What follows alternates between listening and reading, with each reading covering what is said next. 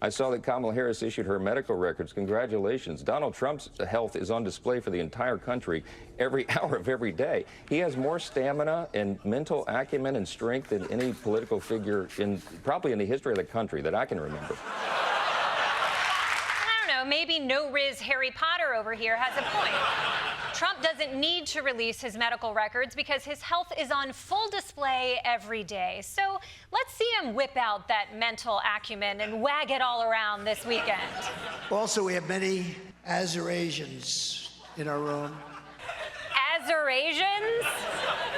I can't believe Trump is inventing new races. He doesn't even like the old ones.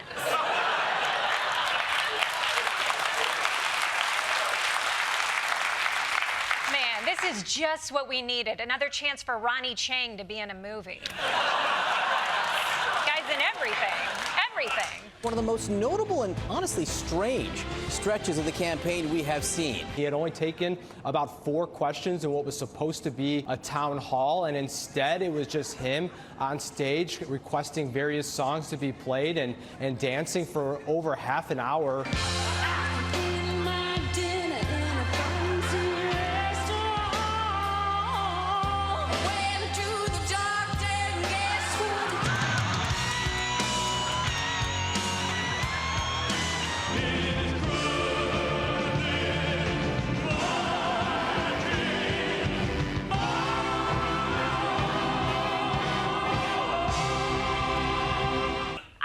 He's on edibles or if I'm on edibles. I'm just kidding. I know I'm on edibles.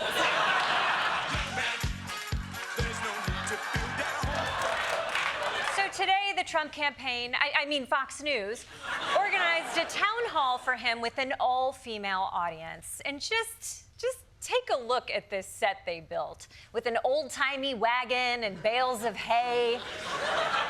It's a reminder of the good old days when men were men and women weren't allowed to vote. But go ahead, Donald. Reassure women that you're on their side. Just don't make it creepy. IVF, you had mentioned before right, IVF. Let's get this question, because I believe that's what this is about. Oh, I want to talk about IVF. I'm the father. You don't hear that every day. I'm the father of IVF, so I want to hear this question. So close. So close. It's not enough for you to say that you support IVF. You've got to make it weird and say, I'm the father of IVF. It sounds like he broke into the lab and fertilized all the eggs with his own pudding. You're thinking about sitting out or even supporting somebody who has a history of denigrating you? That's not acceptable. I feel bad for the guys in that room. They were like, President Obama's coming in today. What's he going to talk about? How much you suck,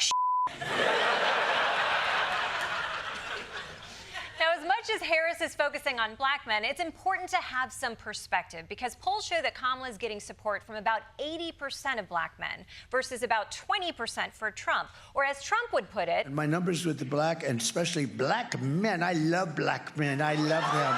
I love them. I have gone through the roof with black men. Black men. Black men. Black men. He says it like he's been practicing really hard not to call them something else.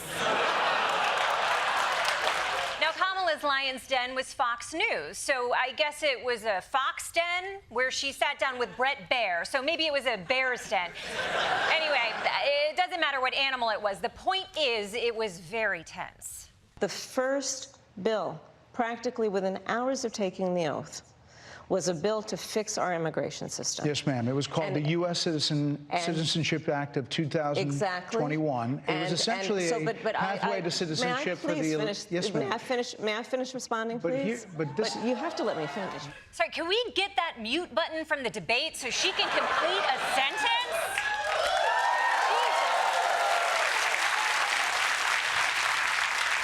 Brett, you invited her on to speak with you. This is an interview with the vice president, not sex with your wife. You have to let the woman finish. So that was Kamala's experience in the Lion's Den, an interview with the news network that openly serves as the propaganda arm of her opponent. But Trump also faced down his biggest fear: Hispanic people. He attended a Univision town hall where one man asked him about January 6th. And if I'm reading that man's facial expression correctly, he was not impressed. You know, what happened during January 6th and the fact that, you know, you waited so long to take action while your supporters were attacking the Capitol. These are people that walked down. This was a tiny percentage of the overall, which nobody sees and nobody shows. But that was a day of love from the standpoint of the millions.